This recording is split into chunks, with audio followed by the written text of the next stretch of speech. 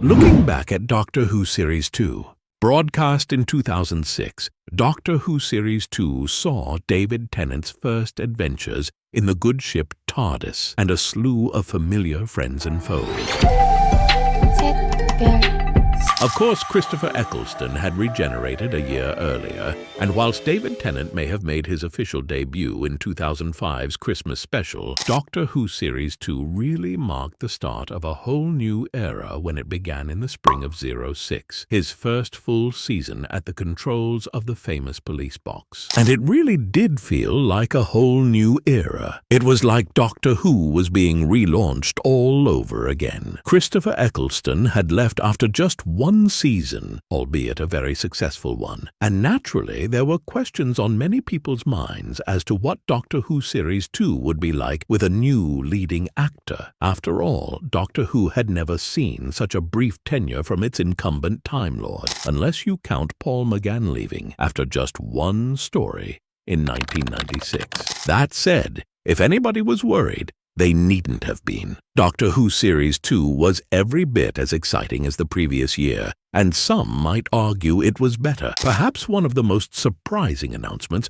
was the return of Elizabeth Sladen as the classic series companion Sarah Jane Smith, with her robot friend K9 to boot. Surely there wasn't a classic Doctor Who fan alive who wasn't ecstatic to see the return of the beloved Sarah Jane, even though her appearance would have meant little to the younger, modern-day viewers. But as it turned out, this didn't really matter. Sarah Jane's appearance in Doctor Who Series 2 made a lot of sense from a story point of view. For a start, it was logical that a journalist like Sarah would be investigating the mysterious goings-on at the school in question, and the current companion Rose's reaction to the return of the Doctor's old friend was fascinating to watch from a character point of view. For the first time in the series' history, there was a real rivalry between the former and current companions. They had a possessiveness of the Doctor. It was even suggested that Sarah Jane might have had romantic feelings for the Time Lord at one stage. Of course, all of this gets resolved by the end of Sarah Jane's episode school reunion, and fans were in for an even bigger treat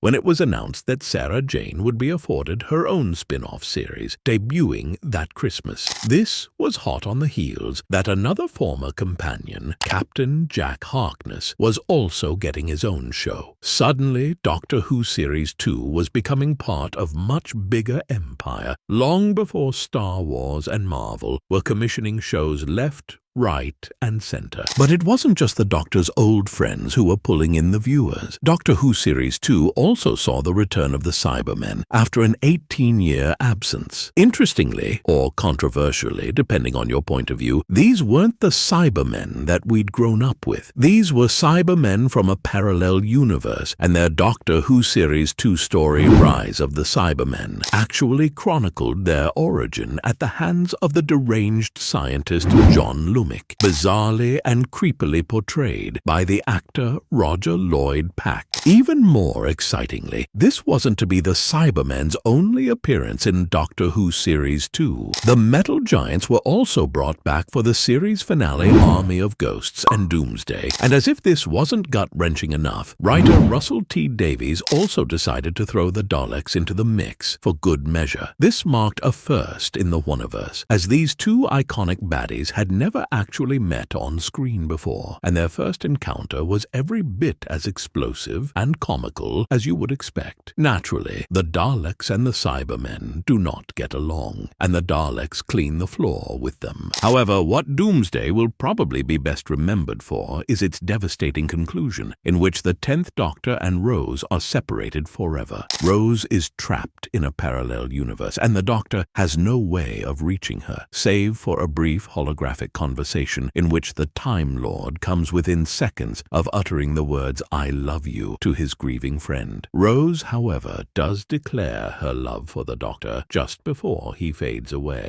which was another first for the series. We had never had a Doctor Who companion who had fallen in love with the eponymous Time Lord before, not that we know of anyway. And whilst it's easy to recall Doctor Who Series 2's big, bombastic moments, it's important to remember that there were some small more understated episodes which were no less enjoyable. The most notable of these has to be Stephen Moffat's The Girl in the Fireplace, an episode that fans didn't really know much about prior to its transmission, but it made a seismic impact when it landed. It had everything: monsters, time travel, and a tear-jerking conclusion. It really is a classic Doctor Who episode, and perhaps one of the highlights of Doctor Who Series 2. If you've never seen it before, you should drop everything and go and watch it now. Alonsi. There was also The Impossible Planet and the Satan Pit, a story which wasn't seen by a huge number of people on its original broadcast, owing to a blast of balmy weather in the UK. And that may have been no bad thing for the younger viewers,